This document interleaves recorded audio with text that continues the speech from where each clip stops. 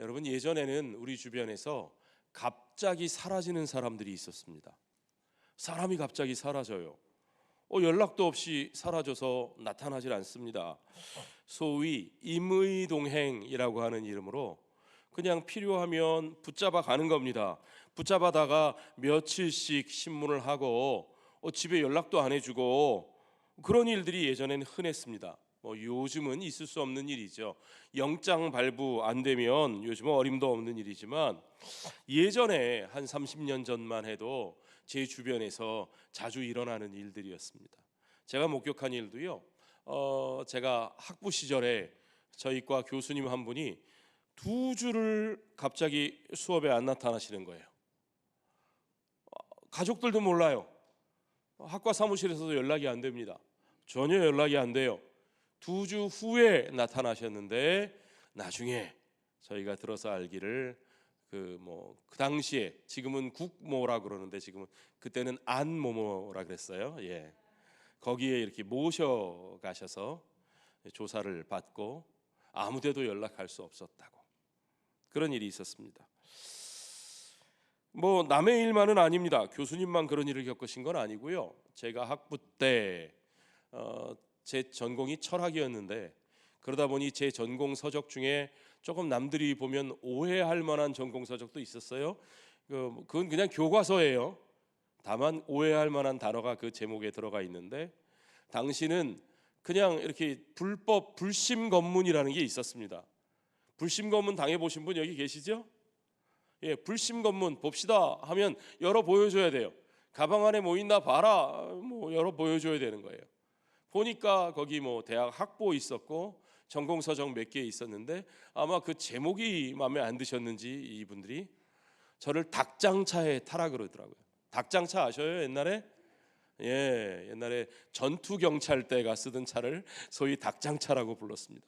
오해하지 마십시오. 저는 운동권도 아니었고 아무것도 아니었는데 그냥 전공 서적 몇 권 보고 닭장차에 타가지고 당시 저희 학교 관할 경찰서가 노량진 경찰서 노경이라고 저희는 불렀습니다. 노경에 끌려가가지고 별거 안 묻더라고요. 학생회 간부 누구 알아? 누구랑 친해? 보니까 저랑 다 하나도 안 친한 사람들이에요. 잘 몰라요. 별로 안 친해요. 아무리 뒤져도 별게 안 나오니까 실제로 제가 별게 없었거든요. 예, 별게 안 나오니까 나중에는 부모님 연락처 대라고 아버지 오시게 하라고. 그게 너무 싫었어요. 이런 일로 우리 아버지 연락하고 그러면 되게 걱정하시고 싫어하실 텐데 연락 안 알려주니 연락처 안 알려주니까 괜히 막 때리더라고요. 자꾸 막 괜히 때려요. 나중에는 만든 게 싫어가지고 주워 박히는 게 싫어가지고 연락처 알려드렸더니 아버지께 연락해가지고 아버지 오셔가지고 앞으로 이런 일 없겠습니다. 뭘 했는지 모르겠어요. 제가 아무 일도 안 했는데 앞으로 이런 일 없겠습니다. 다시는 이러지 말고 공부만 열심히 하고 있었거든요. 예. 조심하라는 위협을 듣고 풀려났습니다. 대개는 그렇죠. 대개 별 볼 일 없는 사람 그냥 별 이유 없이 끌고 가면 대개는 어떻게 하지 마라 하는 위협을 하고 위협한 다음에 풀려나기 마련입니다. 그런데요, 왜 이런 얘기를 하느냐? 베드로와 요한이 바로 그런 일을 겪은 겁니다. 자, 그 전날 오후 3시에 기도하러 성전에 올라갔었던 사람들이에요. 올라갔다가 그 앞에 있는 그 장애인을 만나면서부터 일이 생기기 시작한 거예요. 그들이 의도했던 게 아닙니다. 거기서 일이 커졌어요. 벌어졌어요. 사람들이 모여들고 그들에게 예수의 부활을 선포했습니다. 그러다가 그 성전 당국자들에게 끌려갔죠. 그 성전의 권세 잡은 자들, 제사장, 성전 맡은 자, 사두개인들 그 당국에 끌려가서 밤새도록 신문을 받고요. 요즘처럼 핸드폰이 있었을 리 없으니까요. 동료들이나 가족들은 그들의 생사를 모르고 궁금해했을 거고 다음 날에나 풀려나서 동료들에게로 성도들이 공동생활하고 있었으니까요. 그들에게로 돌아갈 수 있었습니다. 자, 이제 그 동료들에게 자기들이 들은 그 위협하는 이야기를 전달합니다. 4장 18절에 보니까 도무지 예수의 이름으로 말하지도 말고 가르치지도 말라. 그들에게 했던 협박이죠. 이런 협박에 대해서 당시 초대교회 공동체가 어떻게 반응하는지 오늘 좀 살펴보겠습니다. 자, 여러분, 이 성도들 한 마음으로 소리 높여 기도하기 시작합니다. 그런데 그 기도의 내용이 중요합니다. 이 사람들이 어떤 사람들인지 아시죠? 성령 받은 사람들입니다. 예수의 영에 사로잡힌 사람들입니다. 그렇게 진짜 예수 믿는 사람들은 이런 협박과 위협 앞에서 어떻게 기도하는지 여러분 그거 잘 보셔야 됩니다. 24절에 보십시오. 그들이 듣고 한 마음으로 하나님께 소리를 높여 이르되 대주제여 천지와 바다와 그 가운데 만물을 지은 이시오. 하나님을 향해서 대주제, 서버린을 넣으라고, 모든 것을 주관하시는 주님이라고 고백하는 내용은 신약 성경에 딱 2번 나옵니다. 하나는 여기서 나오는 거고 또 하나는 요한계시록에 가면 나옵니다. 자, 여러분, 그들은 지금 자기들이 기도하는 분이 그분이 어떤 분이신지를 분명히 알고 기도하고 있습니다. 막연히 급하면 부뚜막에 솥뚜껑이라도 붙들고 매달리는 그런 기도, 여러분 기도가 그런 거라고 생각하십니까? 아니요. 기도는 그런 식의 종교적 감정과 같은 것이 아니어야 합니다. 천지와 바다와 그 가운데 만물을 지으신 대주제 하나님, 그 하나님을 바로 알고 그 하나님을 믿는 자들의 합당한 모습으로 기도해야죠. 우리는 그 대주제 하나님께 기도하고 있습니다. 그래서 우리에게 중요한 것은 그분의 뜻에 귀를 기울이고 그분의 뜻이 무엇인지를 아는 거죠. 왜요? 그분이 대주제자가 되시고 결국에는 그분의 뜻이 이루어질 것이기 때문입니다. 그들은 말씀을 통해서 이 원리를 분명하게 확인하고 있습니다. 자, 25절부터 한번 보시죠. 또 주의 종 우리 조상 다윗의 입을 통하여 성령으로 말씀하시기를 어찌하여 열방이 분노하며 족속들이 허사를 경영하였는고 세상의 군왕들이 나서며 관리들이 함께 모여 주와 그의 그리스도를 대적하도다 하신 이로소이다. 자, 이 내용은요 시편 2편에 나오는 누구의 기도입니까? 다윗의 기도죠. 자, 초대교회는 이렇게 말씀을 가지고 계속해서 자기들의 상황을 바라보고 있어요. 여러분, 처음에 성령이 그들 가운데 불의 혀같이 임하셨을 때도 이게 무슨 일이냐 도대체 그랬을 때에 베드로가 요엘 선지자의 말씀을 가지고 이것이 마지막 때에 약속된 성령이 우리 가운데 임하신 것이다 라고 말씀으로 상황을 이해하고 해석하는 것을 우리가 확인했었습니다. 자, 구약의 모든 말씀들의 참된 의미를 그리스도 예수의 빛 안에서 그 안에서 이해하고 그 예수 그리스도가 말씀하신 대로 그렇게 일들이 진행되고 있다는 사실을 그들이 분명하게 확인하고 있는 거죠. 자, 그래서 여러분, 올바른 기도는요 말씀에 대한 바른 이해에서부터 나오는 것을 믿으시기 바랍니다. 기도는요 그냥 내 욕심과 주장대로 목소리 높여서 간절하게 간구하면 되는 것이 아니고 말씀을 통해서 대주제이신 하나님의 뜻이, 그의 섭리가 어떤 것인지를 알 때에 우리가 그의 뜻을 따라 올바르게 기도할 수 있다는 겁니다. 자, 계속해서 그들이 어떻게 기도하는지 보시죠. 27절 보십시오. 과연 헤롯과 본디오 빌라도는 이방인과 이스라엘 백성과 합세하여 하나님께서 기름 부으신 거룩한 종 예수를 거슬러, 한마디로 말하면 과연 그러는 거예요. 과연 그럴 줄 알았다는 거예요. 어떻게 될 줄 알았어요? 본디오 빌라도와 헤롯이 친구가 되는 것처럼 이방인과 이스라엘 그들의 권세자들이 합세하여서 그리스도를 대적할 줄을 그들이 알고 있었다는 거죠. 이럴 줄 알았다는 거예요. 무슨 말입니까? 28절에 하나님의 권능과 뜻대로 이루려고 예정하신 그것을 행하려고 이 성에 모였나이다. 지금 자기들 앞에 펼쳐진 이 악한 사람들의 모습까지도 사실은 하나님의 권능과 그의 뜻대로 이루려고 예정하신 그것들이 이루어지기 위해서 하나님이 역사하시는 것일 뿐이다. 그들이 우리를 방해해서 우리가 하는 일에 산통을 다 깨려고 한다, 그렇게 안타까워하는 것이 아니라 결국은 그들이 행하는 악한 일까지도 누구의 손 안에 있다고요? 하나님의 손 안에 있음을 믿고 고백하는 겁니다. 여러분, 그 누구라도 결코 하나님의 주권을 거스를 수 없는 것을 믿으시기 바랍니다.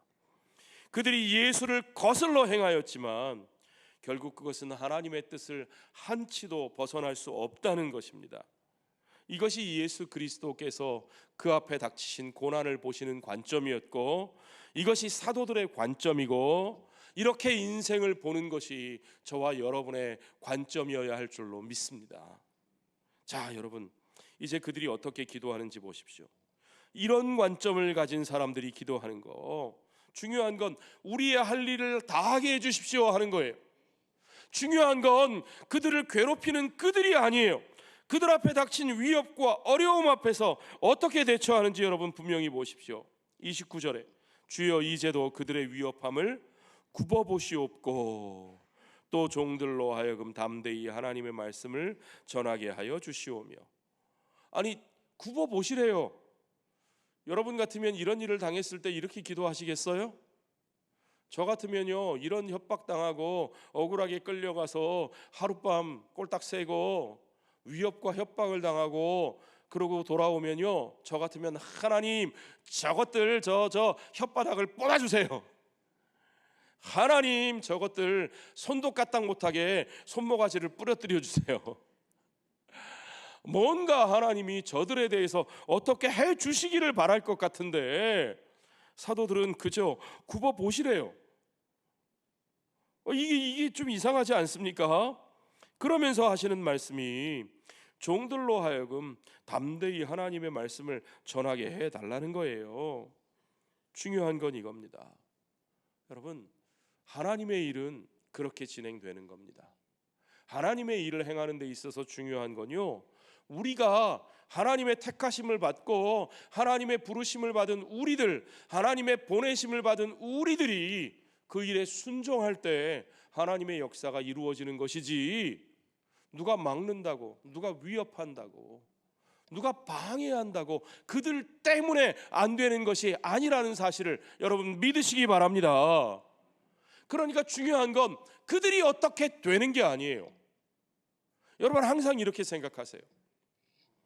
항상 여러분 우리가 어떻게 잘못 생각하냐면, 내가 뭘 하려고 하는데 거슬리는 그 사람, 나를 어렵게 하는 그 일, 그것만 제거되고 그 일만 처리되면 그러면 잘 될 것 같잖아요. 그러나 아니요. 하나님의 일은 누가 행하신다고요? 하나님이 행하신다고요. 하나님은 그 하나님이 행하시는 그 일에 저와 여러분, 하나님의 택하신 백성이 그 일에 쓰임 받도록 우리에게 축복과 영광의 기회를 주시는 거예요. 그러니까 우리가 하나님께 순종하고 응답하여 나아가면 하나님께서 이루어 주십니다. 중요한 건 그들이 사라지고 그들이 야단맞고 그들이 망가지는 게 아니에요. 착각하지 마십시오. 그들을 제거하는 게 제일 중요한 일이 아닙니다. 우리를 통하여 우리의 할 일을 계속하는 게 중요합니다.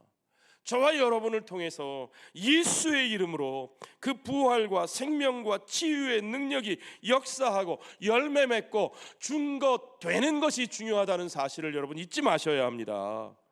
그것이 바로 우리 성령 하나님께서 저와 여러분을 통하여 일하시는 방식이기 때문입니다. 이렇게 믿음으로 기도하고 나니까 어떤 일이 벌어집니까? 31절에 보세요.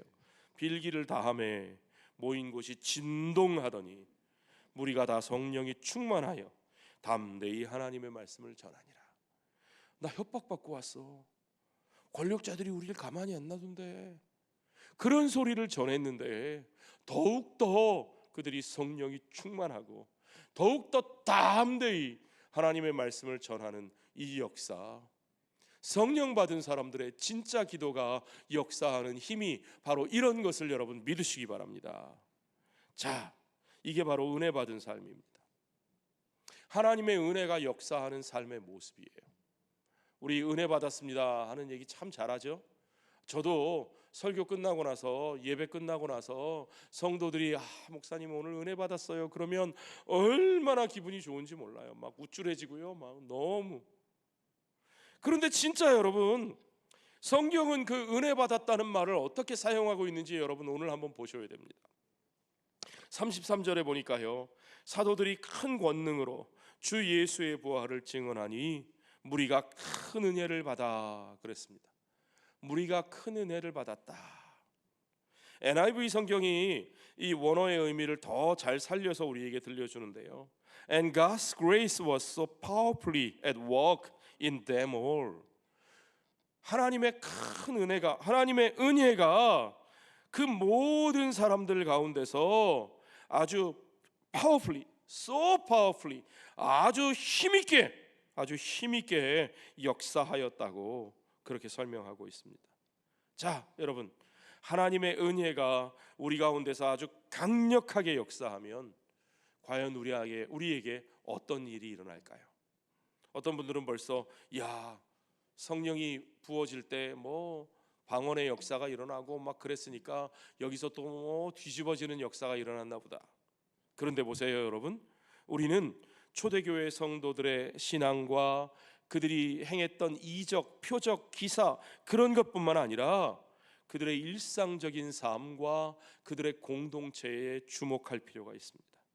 자, 그들은 부활의 새 생명을 얻었고 그 부활의 새 생명을 증언하는 새로운 삶의 공동체가 되었다고 말씀드렸죠. 부활의 신앙은요, 그저 단순히 말과 표적으로만 증거되는 것이 아니고요, 그 믿음에 합당한 그들의 삶으로 증거되는 것입니다. 그들의 일상적인 삶이 변화되는 겁니다. 은혜 받은 자에게는 은혜에 합당한 삶이 나타난다는 사실을 여러분 여기서 보셔야 됩니다. 그것이 32절의 말씀이죠. 같이 읽어보겠습니다. 믿는 무리가 한 마음과 한 뜻이 되어 모든 물건을 서로 통용하고 자기 재물을 조금이라도 자기 것이라 하는 이가 하나도 없더라. 자, 서로 가진 것을 통용하고 누구도 자기 것을 자기 것이라 하는 사람이 없었다. 이 장면 우리 처음 본 거 아니죠? 사실은 2장에서도 이 장면이 한 번 더 나왔었어요. 이미 나온 장면 2장 44절부터 한번 보세요. 믿는 사람이 다 함께 있어 모든 물건을 서로 통용하고 또 재산과 소유를 팔아 각 사람의 필요를 따라 나눠주며 날마다 마음을 같이하여 성전에 모이기를 힘쓰고 집에서 떡을 떼며 기쁨과 순전한 마음으로 음식을 먹고 하나님을 찬미하며 온 백성에게 칭송을 받으니 주께서 구원받은 사람을 날마다 더하게 하시니라. 아멘. 그렇습니다.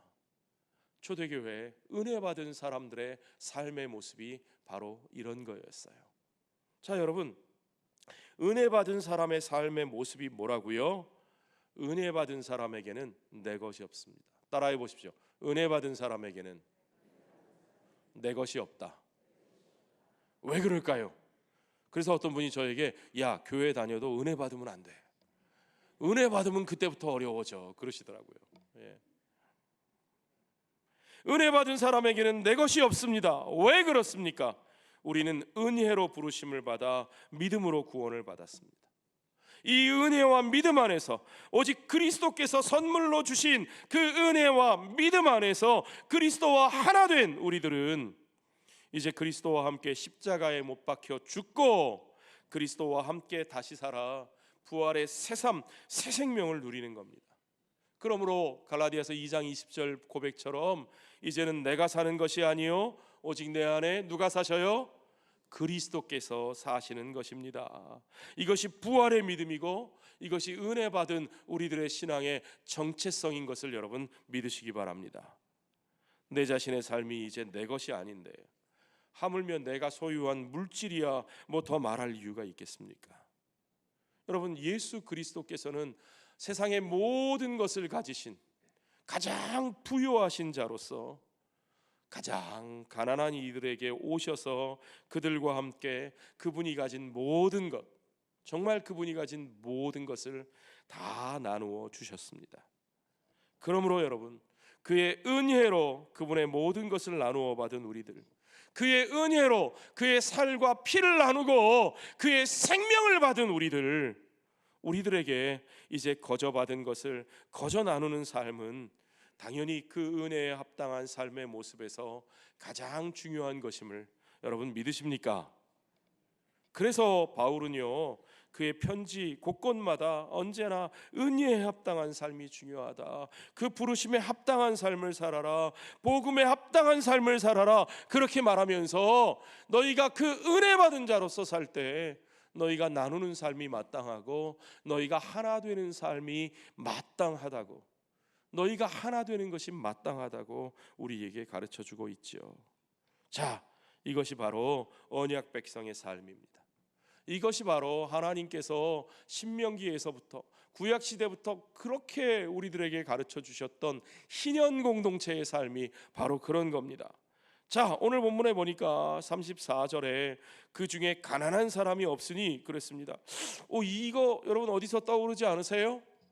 이 말씀을 보면 벌써 신명기 15장이 딱 떠오르시면 얼마나 좋을까요? 신명기 15장 말씀 한번 보십시다. 신명기 15장 4절로 5절 말씀에 보니까 내가 만일 내 하나님 여호와의 말씀만 듣고 내가 오늘 내게 내리는 그 명령을 다 지켜 행하면, 그 명령이 뭡니까? 하나님께서 우리에게 허락해 주신 땅, 우리에게 그 분깃을 따라 나누어 주신 땅에서 그 땅의 소산을 우리가 거둘 때에 그 땅에 떨어진 이삭을 너희가 다 거두어 가지 말고 가난한 자들을 위하여 남겨두라. 그 밭의 모퉁이를 너희가 다 구석구석 베어가지 말고 가난한 자들의 양식으로 놓아두라. 너희 가운데 고아와 과부와 나그네가 있을 때, 그 분깃을 잃어버린 자들이 있을 때 너희가 그들의 삶을 외면하지 말고 그들과 함께하고 그들과 함께 나누고 그들의 삶을 책임지라. 너희 가운데 혹 잘못해서 그 분깃으로 물려받은 땅을 잃어버린 자가 있더라도 그의 죄값을 치르게 하되 그 대가를 치르게 하되, 그러나 희년이 되었을 때는, 7번의 안식년이 지나고 희년이 되었을 때는 모든 것을 원래의 소유주에게 돌려주어 그들의 삶이 회복되고 다시 함께 살아가는 공동체가 되게 하라고 우리 하나님께서 신명기에서 말씀하셨던 언약 공동체의 삶, 희년 공동체의 삶을 말씀하시는 겁니다. 바로 그 명령을 너희가 다 지켜 행하면 내 하나님 여호와께서 내게 기업으로 주신 땅에서 내가 반드시 복을 받으리니, 너희가 그와 같이 나의 계명을 지켜 살면, 너희가 언약 공동체로 바로 세워지면, 너희 가운데 희년 공동체의 삶이 이루어지면 너희 중에 가난한 자가 없으리라. 할렐루야. 주님께서 우리에게 말씀하신 삶의 모습입니다. 이것이 은혜 받은 자들의 삶의 모습입니다. 그 은혜 받은 자들의 삶 가운데서, 언약 공동체의 삶 가운데서 나눔과 하나됨이라고 하는 것은 너무나 자연스럽게 당연히 흘러나오는 결과물이라는 사실을 우리가 확인할 수 있습니다. 자, 이 하나됨을 가장 아름답게 실천하는 사람이 등장하는데, 이 나눔과 하나됨을 아름답게 보여주는 사람, 바로 위로의 사람 바나바, 위로의 아들이라고 사도들이 별명을 붙인 바나바라고 하는 요셉입니다. 바나바는 별명이고요, 그의 본명은 요셉이죠. 36절부터 설명이 나옵니다. 구브로에서 난 레위족 사람이 있으니 이름은 요셉이라. 사도들이 일컬어 바나바라 번역하면 위로의 아들이라 하니, 그가 밭이 있음에 팔아 그 값을 가지고 그 사도들의 발 앞에 두니라. 자, 이 디아스포라 유대인 출신입니다. 헬라파 유대인이죠.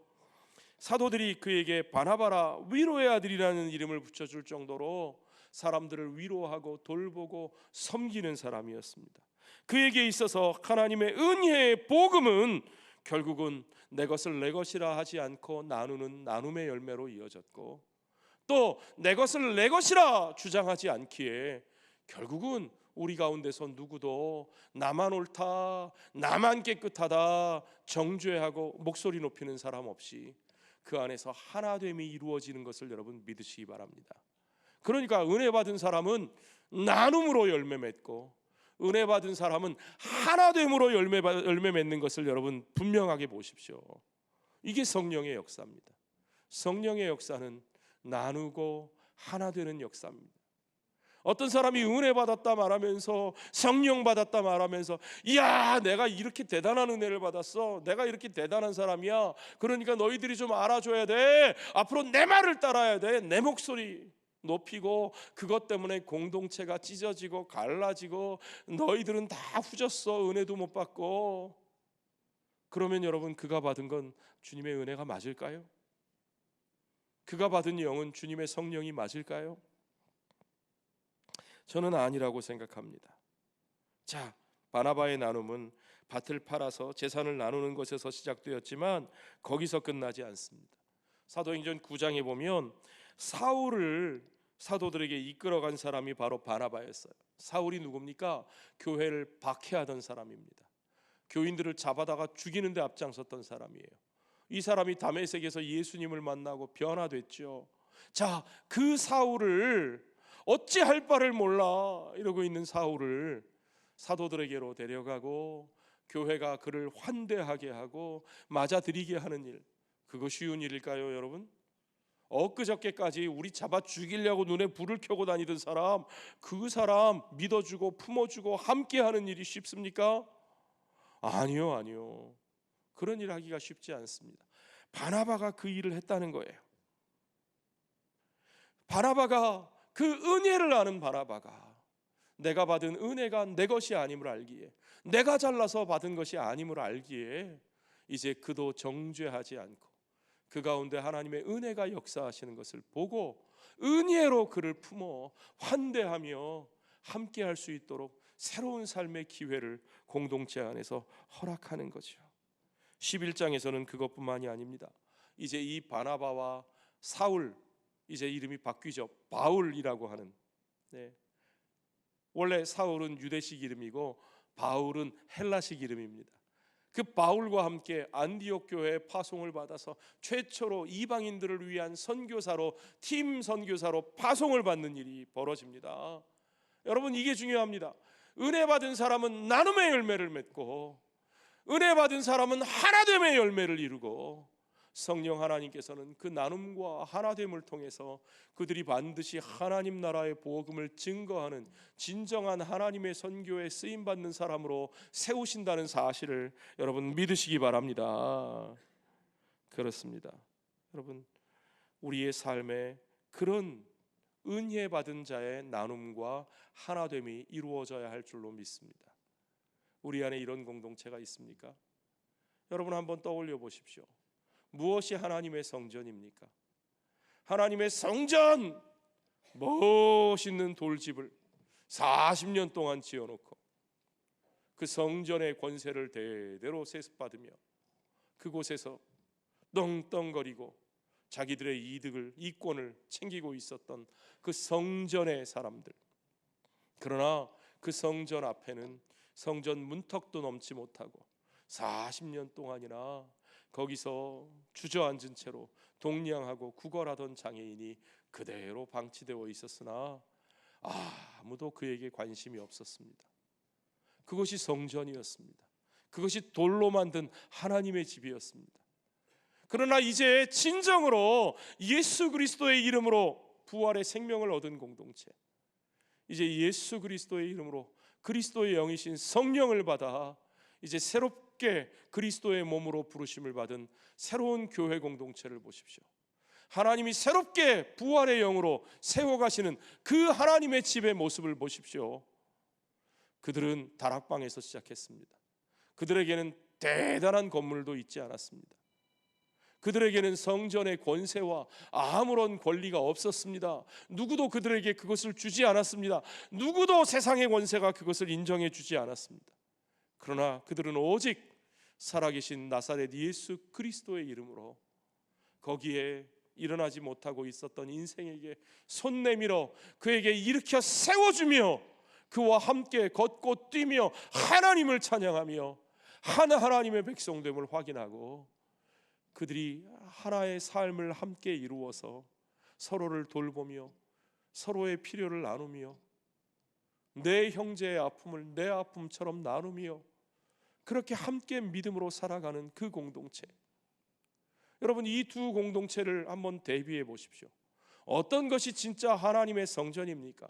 누가는 오늘 사도행전을 통해서 무엇이 진짜 성전이냐 우리에게 묻고 있습니다.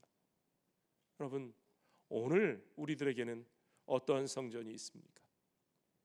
우리도 50년 전 우리 믿음의 선배들이 열심히 지은 예배당이 있고 교육관이 있고 주차장이 있고, 그래서 오늘날 우리가 이렇게 이 집에 모여서 함께 예배를 드릴 수 있습니다. 얼마나 감사한 일인지. 몇 년 있으면 우리가 이 지역 전체가 다 재개발이 되기 때문에 우리도 이 건물을 허물고 새롭게 예배당을 지어야 됩니다. 중요한 일이죠. 너무너무 중요한 일이고, 앞으로 우리 교회가 앞으로 또 50년 동안 우리가 정말 은혜를 나누며 함께 하나님의 백성의 공동체로 은혜 받으며 살아가기 위해서 우리가 준비해야 될 중요한 일입니다. 우리가 그 집을 세워야 합니다. 그러나 문제는 그 집이 어떤 집이냐 하는 겁니다. 그 집이 이 예루살렘의 성전처럼 크고 번듯하게 돌로 목재로 화려하게 지은 그러한 집이라도 그곳에서 생명이 살아나지 못하고 그곳에서 문턱을 넘지 못하는 이들이 있고, 그곳에서 자기의 고민을 나누지 못하고 삶의 어려움을 혼자 부여잡고 한 구석에서 혼자 울고 있는 사람이 있다면 그것은 예수 그리스도의 몸된 교회가 아닐 겁니다.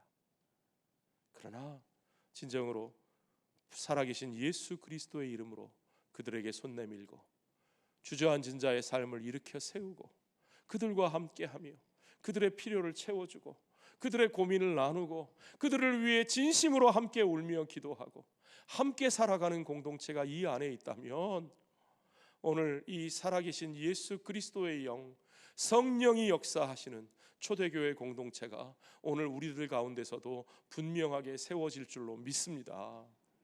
저는 저와 여러분 가운데 그런 공동체가 있어야 한다고 믿습니다. 여러분들, 우리 1000명의 교우들이 다 같이 그렇게 지내기는 어려울지라도 우리들 안에 또 목장마다 부서마다 섬김의 자리마다 서로 함께하는 주의 백성들을 주의 은혜 받은 내가 내 것이 아닌 것을 고백하며 서로의 삶을 돌보고 그의 삶이 내 삶인 것처럼, 그가 내 아버지요 내 어머니요 내 형제요 자매인 것처럼 함께 돌보는 진정한 공동체가, 예수의 부활의 공동체가 우리 안에 있어야 합니다. 여러분, 우리가 교회 건물만 짓는 이들이 아니라 그와 같은 공동체를 세워가기를 소원합니다. 예수 그리스도의 부활의 생명이 살아서 역사하는 공동체, 그래서 그 은혜로 말미암아 기꺼이 우리가 가진 것을 나누고 기꺼이 나의 주장을 내려놓고 하나 되며 함께 나눔과 하나됨을 통하여 하나님 나라의 복음을 온 이웃들에게 함께 증거하는 하나님의 선교가 이루어지는 참된 예수 그리스도의 몸으로 저와 여러분이 함께 연결되어 지어져 가는 이 공동체가 되기를 주의 이름으로 축원합니다.